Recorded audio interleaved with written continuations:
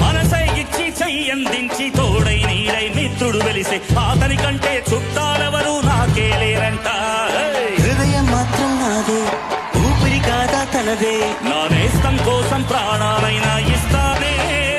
నా మిత్రుడు పెట్టే తిండి నే తింటున్నా నీ వేళ, తన మాటే నాకు వేదం అంట.